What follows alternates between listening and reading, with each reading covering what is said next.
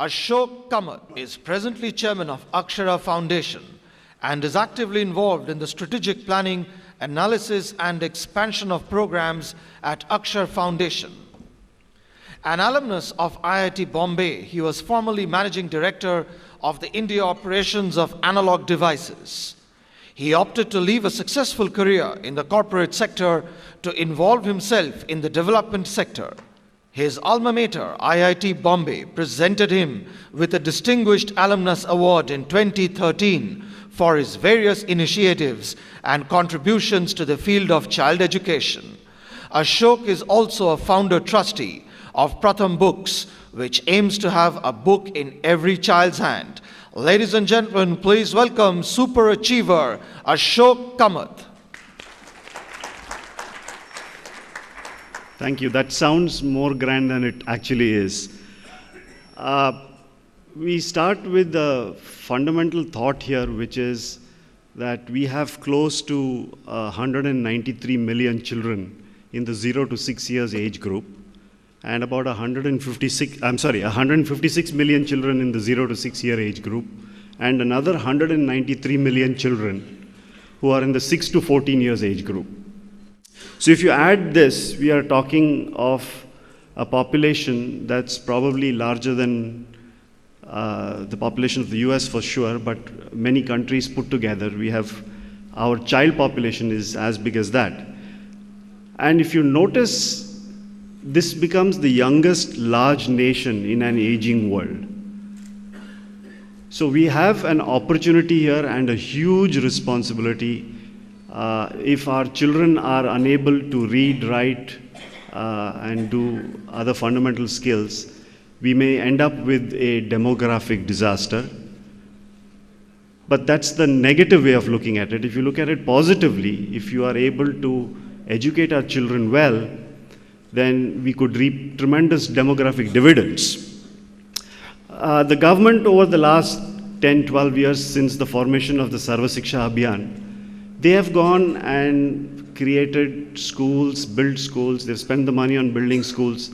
So by and large, if you look at it today, there is access for better than 95% of our children to a school of some sort, whether you're in rural areas or in urban areas.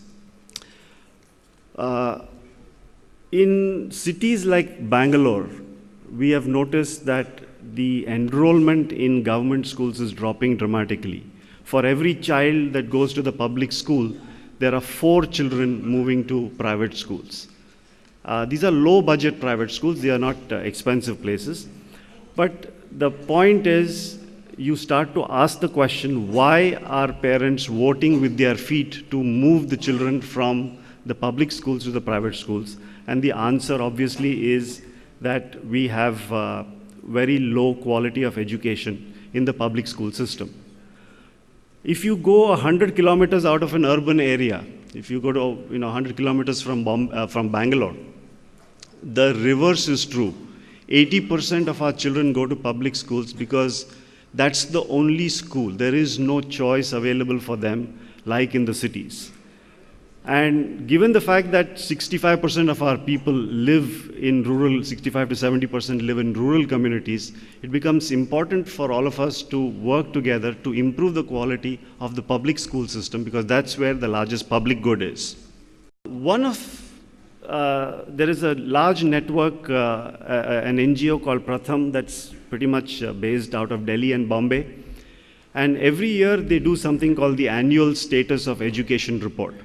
I've just taken one bit of information here, which essentially says that this is for Karnataka, but the same numbers hold true, given 1 or 2 points here and there, hold true for the rest of the country. And what it says that despite 4 years in primary school, roughly 1 out of 2 children who go to school are unable to read. Now, if you are unable to read and this graphic that you see there is for children who are in 5th grade, unable to read a standard 2 text. Now, primary school by and large is still about 7th or in many cases now the 8th grade. And if children are unable to read at the 5th grade, the chances of them staying in school starts to drop dramatically.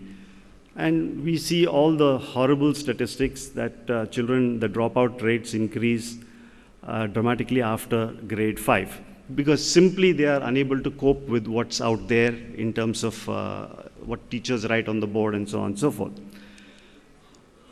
Does this work? Yeah.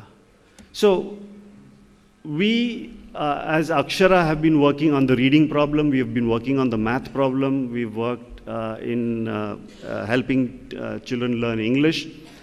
But perhaps one of the most important things that we think we have done is an ability to encourage children to read, because if they are able to read and read a lot, then the possibility of them actually learning increases very rapidly, and that's how we can retain them in school, and we can make them make good use of them in the process of building this nation. So what's the current status of in government schools?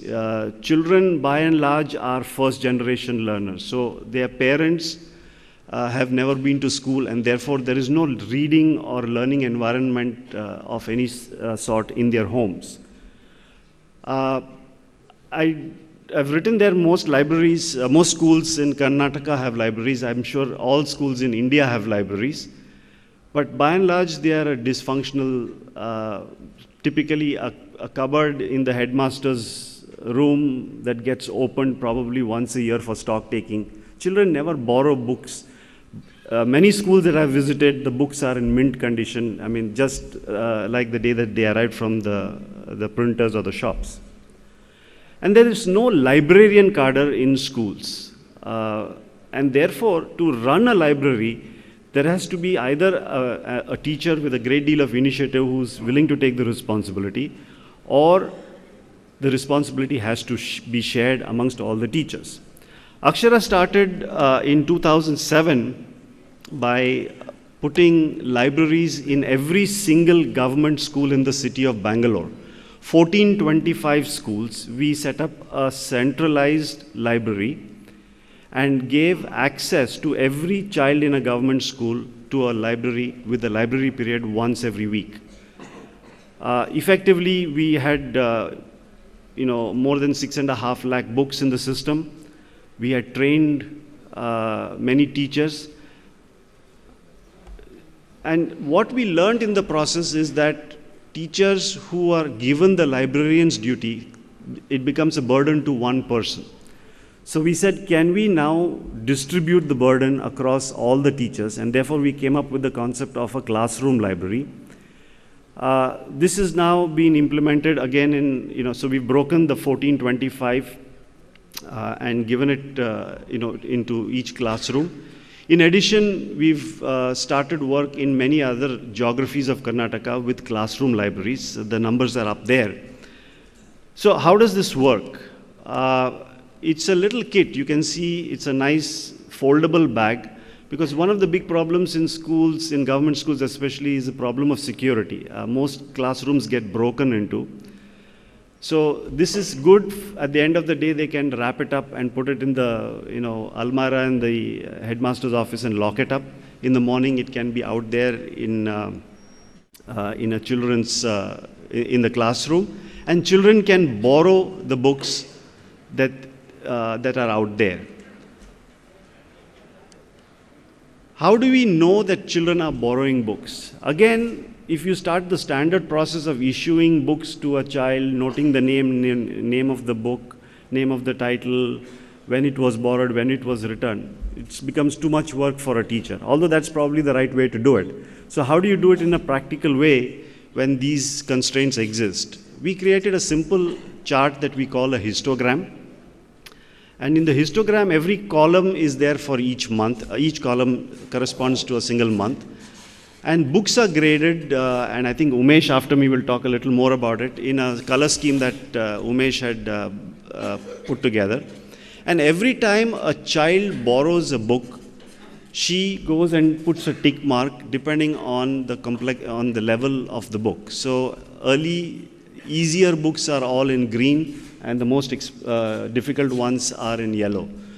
So looking at this on a monthly basis, we know that roughly 4 books are borrowed by every child every month, which is about 1 book a week, which is quite good given the context that these schools operate under. What are the learning outcomes? Somebody talked about impact earlier in the day. So we are constantly looking at what are the impacts of this work that we've done. And there are 2 graphics up there, one from 2006 and one from 2011.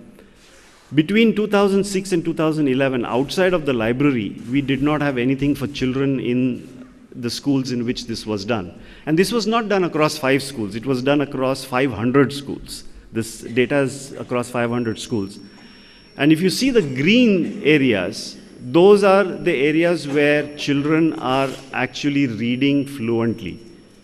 The light greens are what we call sentence readers, so they are able to read sentences fluently, and the dark greens are paragraph readers, so they are able to read newspapers very fluently. And between 2006 and 2011, you can see that the greens have increased dramatically. It's between 12 and 15 percentage points depending on the class. So this concept of keeping books in the classroom, making children read them, and them borrowing anywhere between 3 and 4 books a month actually has helped a lot in helping them read by a factor of 12 to 15%. So what are the benefits of putting this up? First of all, it's durable, it's good quality, it's portable, it's very inexpensive, about 3,500 rupees per classroom. The techniques are measurable, so you can actually see if children read well. Books are in multiple languages depending on which part of the country you are in. In Bangalore, we use English, Kannada, Urdu as the 3 main ones, but we also add Hindi, Marathi, Tamil and Telugu because there are children from various backgrounds in Bangalore. So we think of the classroom library as a strategic asset in a classroom, supporting the curriculum and aid and incentive to learning. I believe there are 3,200 Rotary clubs in the country and roughly 40 members to a club. So that brings you a total population of about 1.5 lakhs or so of club members.